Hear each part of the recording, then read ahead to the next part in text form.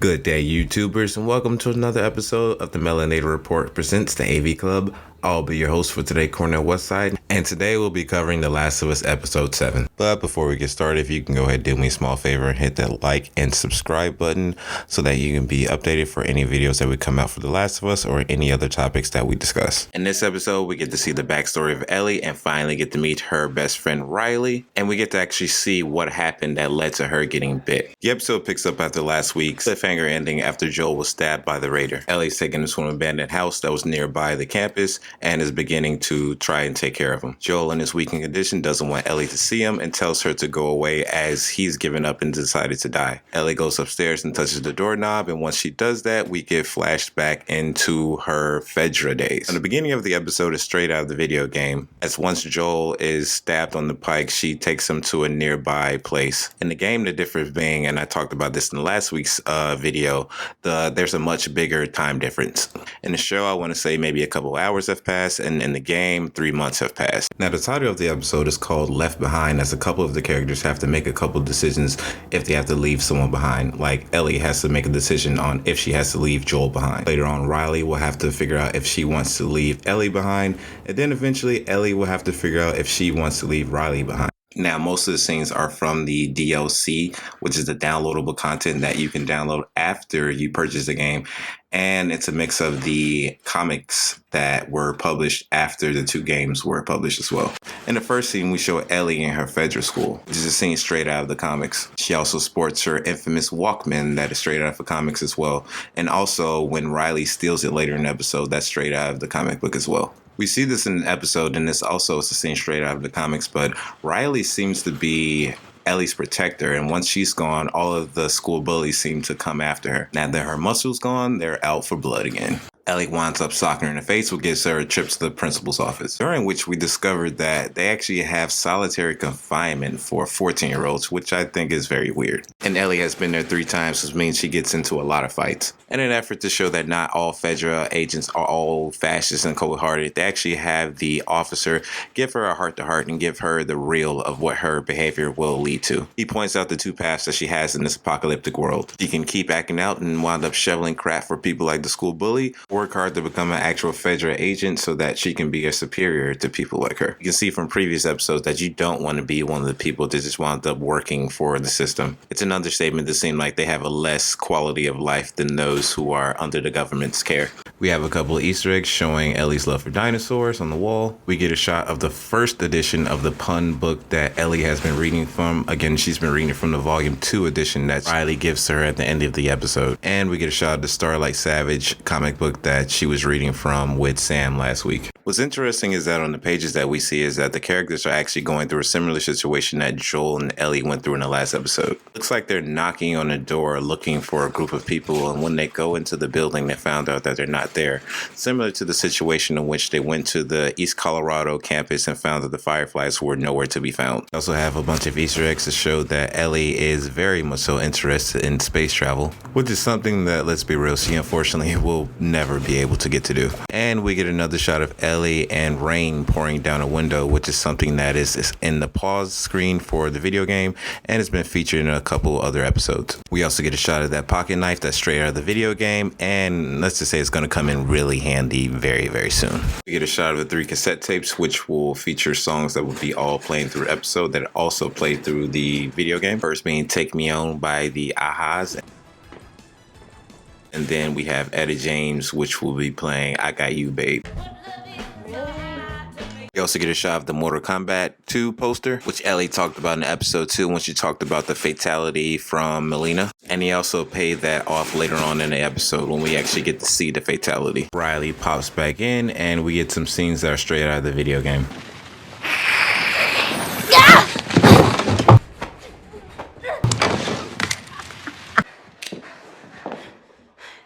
Riley? Ow! Riley, where have you been? I landed on my hip. What the hell? I thought I was bitten. I know. It was kind of awesome. What the fuck is wrong with you sneaking up on me like that? It was a joke, okay? I thought it would work better. I haven't seen you, and I don't even know how long. 45 days. Well, 46, technically. Want to know what I've been up to? I thought you were dead. You've been gone for 3 weeks. All this time, I thought you were dead. I joined the Fireflies. Oh, fuck you. You're a firefly. You're a firefly? Jesus. I told you I'd fucking do it. Talking about... Let's get out of here and I'll tell you all about it. Come with me for a few hours and have the best night of your life. It's almost morning, and I have military drills. Great, it's 2 a.m. and in a few hours I have drills. You know, where we learn how to kill fireflies. Where we learned to kill fireflies. Stupid. I'm so dumb. Oh, come on. I forgot to mention that Riley is played by actress Storm Reed. You may have recognized her from movies like A Wrinkle in Time or the Euphoria series. Funny story is I actually ran into her pre-pandemic at a escape room one day and got to meet her and her family. Seeing her and Rutina come back into an HBO series, seems like once your agent gets you on an HBO show, you can be recycled as much as they want you to. Since the two have a crush on each other, there's an awkward moment when Ellie begins to change clothes. She actually changes into the clothes in which we see her in episode 1. She's being tested out by Marlene and the Fireflies because after the events that happen in this episode, she's found by Marlene and all the events of episode 1 begin. As far as timeline and events, this would have to be probably a day or two before episode 1. The two begin to travel throughout the QZ zone and are almost caught by a nearby tank and discuss all the violent times they've had in FEDRA school. You can't fight everything and everyone. You can pick and choose what's important. Now, I thought this line was important because it goes with the theme of the episode of being left behind, as Ellie will have to decide if she wants to fight to save Joel. And it also kind of goes with just the theme of the entire series. We've seen that several characters have chosen to fight for several causes, i.e. Kathleen taking revenge on Henry because he gave her brother over to FEDRA, Henry to save his brother Sam, who had leukemia, Tommy fighting the battle inside himself of not loving what he was doing with Joel, Bill having to decide if he wanted to accept someone new during the apocalypse, even though he was prone to being alone, and a couple others that we haven't come across yet that we'll discuss in other videos. Now they wound up going Through a damn window. which is something that we do with Ellie and Joel very often throughout the game. Now I'm pretty sure this is just a big coincidence, but they're on the 7th floor and this is the 7th episode, so yeah, there's that. In the game and in the series, they come across a bottle of liquor, but in the series it looks like they come across someone who's used this bottle of liquor and some pills to unalive themselves, unfortunately. The ironic thing is, guess who's a smuggler of pills in the QZ?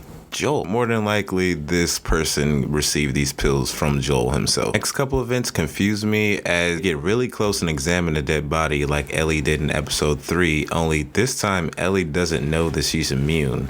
So she doesn't know exactly how this person died, so they could be infected, and going around them and being this close, to me is pretty stupid. They also take said bottle and begin to drink from it, which is unsanitary to say the least. Not to add, they ain't even pour nothing out for them. Only caveat I have to explain all this is that they really wanted to try a liquor from the old days, as it seems like the liquor of choice now is moonshine, since that's something that you can make easily.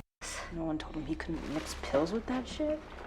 Sorry, Riley. We don't all have a sister that teaches us how to do drugs. Also, this is a dead body that Ellie was referencing when Joel asked her earlier had she ever seen a dead body before. She asked Riley, is this her first time seeing a dead body? And Riley talks about seeing her family as the world ended. Father turned and wound up killing her mother, and she wound up having to kill her father. Now, they don't say if she had to kill her mother as well, but I would assume that she had to, unless she immediately ran away after killing her father. But we see how fast that the cordyceps virus takes over, so I'm just gonna assume that she had to take out her mother as well. Ellie asks her why she joined the Fireflies, and in the game we get a different backstory than we did in the episode. In the episode, it looks like Marlene had her eye on Riley as she snuck around the QC, and then eventually one day they talked and bam, she was a Firefly. No initiations, no pledging, no nothing. So I was like, this FEDRA is a non-hazing organization, although in the game it's a little bit darker. So, how did you find them? The Fireflies? Yeah. Remember that Firefly you bit and stole his gun? Yeah, I remember him. That's Trevor. I saw him walking down the street, so I tailed his ass. I follow him into this alley, and all these Fireflies ambush me. They took me right to their hideout. To Marlene. Were you scared? Terrified. I thought this time she would actually shoot me. But instead, she just says, "What took you so long?" She was expecting me. And she just made you a firefly? Something like that.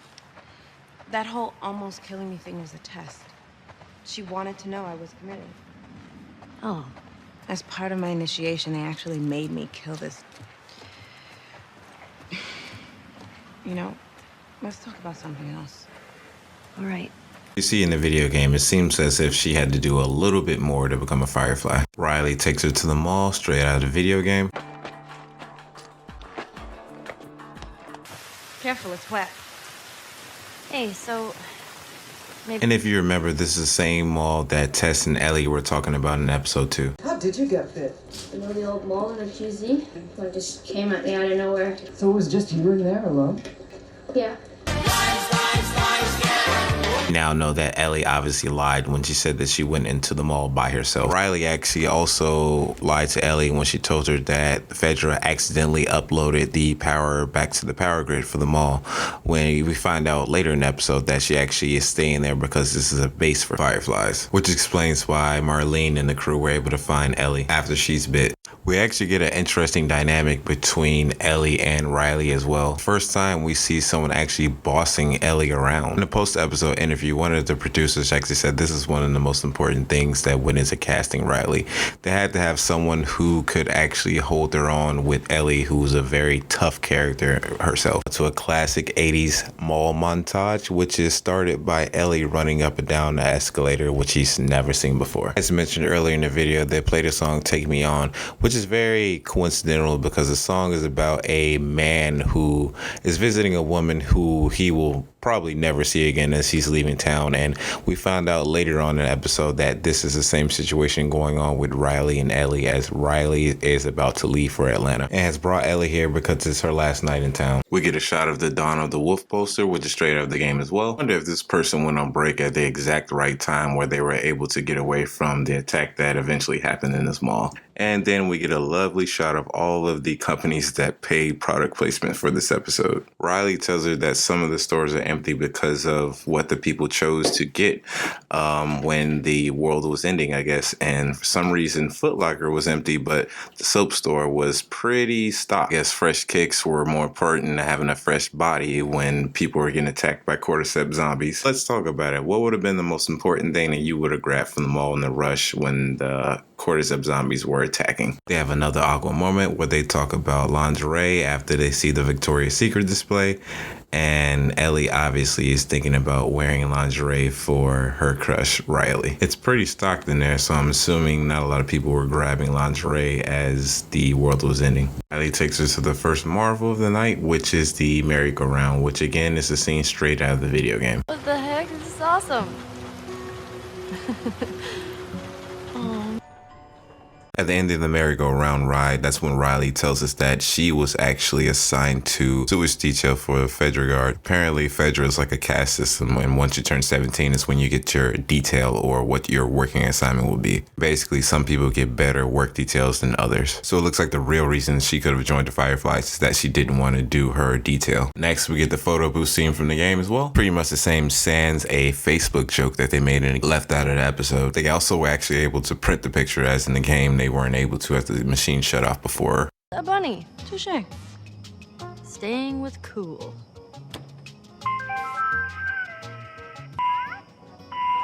As an angel.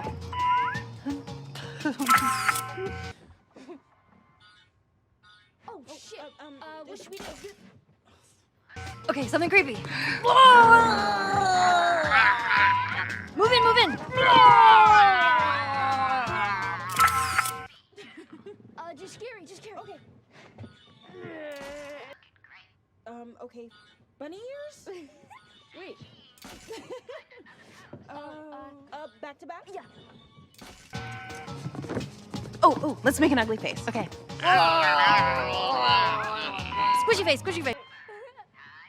Okay, yeah. Huh, these look great. What's a Facebook? Maybe it prints our faces in a book? Oh, we can just print our pictures. Oh, give us some pictures. Oh my god, I can't believe it. That one's not bad. If you like it, it's yours. The third stop they make is in the arcade. Specifically, they go play Mortal Kombat, which based off the Easter egg of the poster earlier, and again from episode 2 when she talks about fighting with Melina. Before going to Mortal Kombat, though, she stops at the racing car game, which emphasizes her love of cars. They have a funny scene where she asks for some money and shows that everybody who left the arcade pretty much had dropped all their money as they ran away from whatever they were running away from when the apocalypse started, and all paper money is pretty much useless now. And they wound up scrummaging up some coins so they could play the game. Riley obviously has played this game a lot, that she's been staying here as a Firefly, though, which explains why she's so much better than Ellie. Unfortunately, it looks like all the noise woke up a runner that was nearby. Ellie feels the need to go home and talks to Riley about doing that, but unfortunately, she says to her that she has a gift, which keeps them in the mall, and they go over to the Halloween store. When they pass through the taco shop is when Ellie figures out that Riley has been living in the mall for the Fireflies. Then we get the gift, which is another Easter egg, as this is the Volume 2 edition of the Pun book by Will Livingston. While reading from the book, though, Ellie finds Riley's pipe bombs and is disturbed, and Riley comes clean about her leaving for Atlanta in the morning and about this being her last night, and that's why Ellie brought her to the mall in the first place. She speeds off angrily, as any of us would, and comes back after she thinks about it for a while, knowing that this will probably be the last time she will see her best friend regardless of how she feels again. And then on her way back, that's when she hears screams and thinks that Riley is being attacked.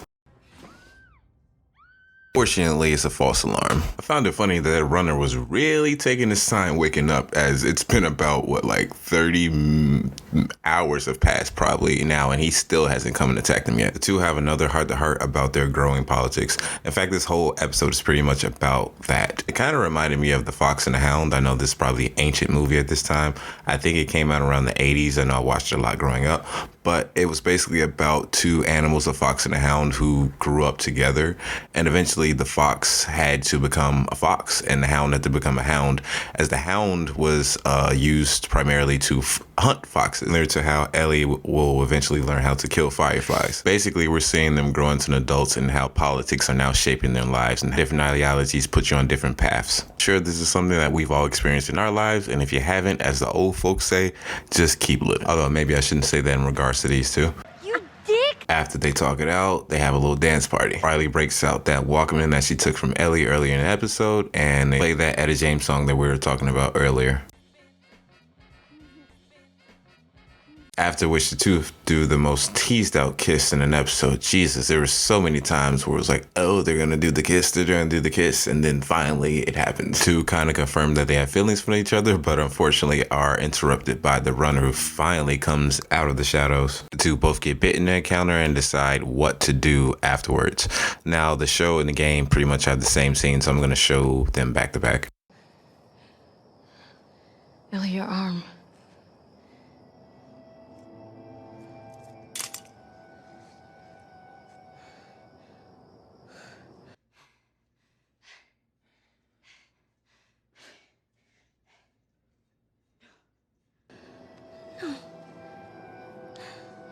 No, no, no, no, no.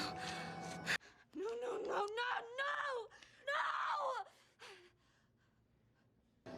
no! No, no, no, no, no.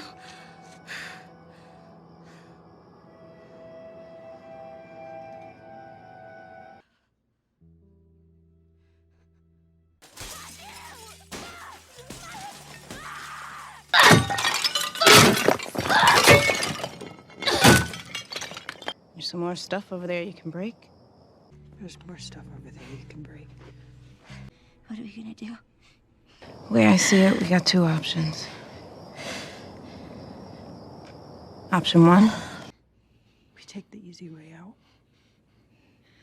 It's quick, painless. I'm not a fan of option one. Option two. We just keep going. Fight for what? We're gonna turn into one of those things. There are a million ways we should have died before today. And a million ways we can die before tomorrow. But we fight for every second we get to spend with each other. Whether it's 2 minutes or 2 days. we don't give that up. want to give that up. My vote? Let's just wait it out. You know, we can Be all poetic and shit and lose our minds together. What's option 3? I'm sorry. I'm sorry.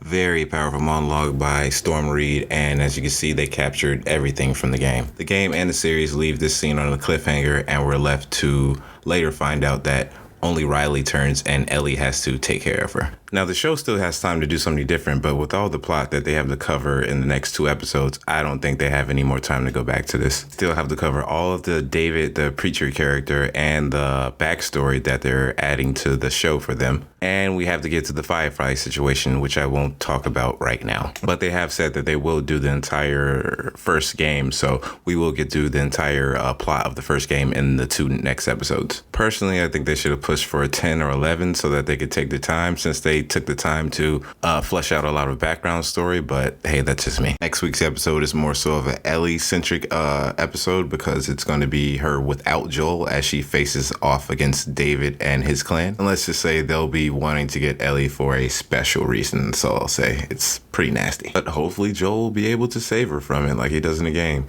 and we'll see if they make any changes. But that pretty much does it for this week. If there's anything that you've seen in the episode that you want to discuss, just please drop it in the chat and we can talk about it. It's been a crazy week, and YouTube is just not letting me be great with uploading videos, so that's why all these videos are getting out pretty late, but I'm going to try my best to get this one out by Tuesday the latest. But in the meantime, please like and subscribe and turn on that alerts button so that you get all of our alerts for any videos that we do for The Last of Us and any other videos we create. Thank you, and I'll see you next week. And always remember,